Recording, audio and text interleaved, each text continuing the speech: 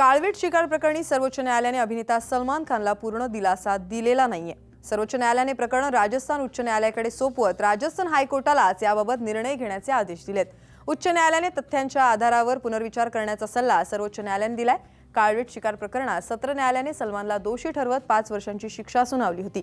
या विरोधात सलमानने उच्च न्यायालयात याचिका दाखल केली होती। उच्च न्यायालयाने सत्र न्यायालयाच्या निर्णयाला स्थगिती दिली। त्यामुळे राजस्थान सरकारने या निर्णयाविरोधात सर्वोच्च न्यायालयात अर्ज दाखल केला होता, पण सर्वोच्च न्यायालयाने उच्च न्यायालयाचा आदेश बदललाय। सलमान खानसह सर्व पक्षांनी पुन्हा उच्च न्यायालयात जावं आणि हायकोर्टाच्या तथ्यांच्या आधारावर पुन्हा विचार करावा असं सर्वोच्च न्यायालयाने म्हटलंय।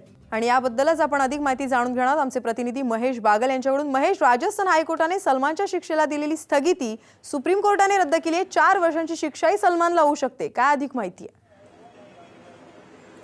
नक्कीच रचना 1998 साली ज्यावेळेस हम साथ साथ है या चित्रपटाचं शूटिंग राजस्थानमध्ये सुरू होतं त्यावेळेस नीलम, सोनाली बेंद्रे, सैफ अली खान सह सलमान खान हे एका तिथल्या जंगलात जाऊन काळविटाची शिकार केलेली होती असं तिथल्या जे आय विटनेस होते त्यांनी सांगितलेले असे आरोप त्यांच्यावर ठेवण्यात आलेले होते। याच्यामध्ये सर्वांना आरोप लावण्यात आलेले होते, पण सलमान खानकडे शस्त्र सापडल्यामुळे त्याला दोषी ठरवण्यात आलेलं होतं।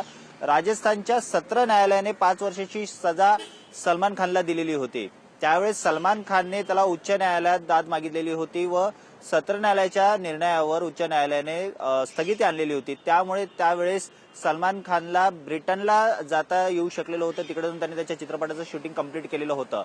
पण त्यावेळेसच्या राजस्थानच्या सरकारने याबद्दल सर्वोच्च न्यायालयात दाद मागितलेली होती, त्याच्या विरोधात अपील केलेली होती। त्या अपीलावर सुनावणी करत सर्वोच्च न्यायालयाने राजस्थान उच्च न्यायालयाला निर्देश दिलेले आहेत की ही जी स्थगिती तुम्ही ठेवलेली आहे ती हटवा। त्यानंतर जे तुमच्याकडे उपलब्ध पुरावे आहेत त्यांच्या तथ्यानुसार पुन्हा एकदा सुनावणी करा। याचा अर्थ काय की सलमान खानला कुठेतरी स्थगिती मिळाल्यानंतर एक दिलासा मिळालेला होता, तो देशाबाहेर जाऊ शकत होता, कसाही कुठेही वावर करू शकत होता। आता त्याच्या या स्वातंत्र्यावर, त्याच्या फिरण्यावर कुठे ना कुठे गदा आलेली आहे। पुन्हा एकदा जे काही उपलब्ध पुरावे होत आहेत आणि ज्याच्यामध्ये नवीन इनपुट जे काही आलेले आहेत त्यांची पुन्हा सुनावणी होणार आहे। त्यामुळे राजस्थान उच्च न्यायालयात आता पुन्हा एकदा हा खटला चालेल। त्यात सैफ अली खान आहे, सोनाली बेंद्रे आहे, तब्बू आहे, नीलम आहे आणि सतीश शाह सुद्धा आहे जो हिंदी ऍक्टर आहे। यांच्यासोबत सलमान खान हा दोषी त्यात आढळला गेला होता, पण तो सत्र न्यायालयात आढळला गेला होता। पण आता सर्वोच्च न्यायालयाच्या आदेशानुसार राजस्थान उच्च न्यायालयाला पुन्हा एकदा ही सुनावणी करायला लागणार आहे।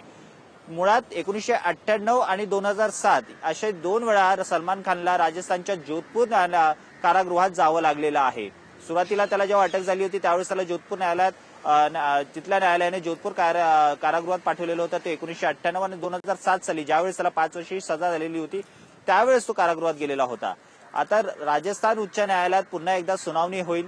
ही सुनावणी किती दिवस चालेल यावर सगळं अवलंबून असणार आहे।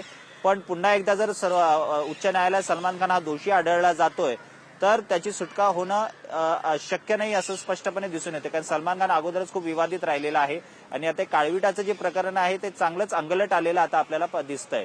रचना, धन्यवाद महेश, दिलेल्या सर्व माहितीबद्दल।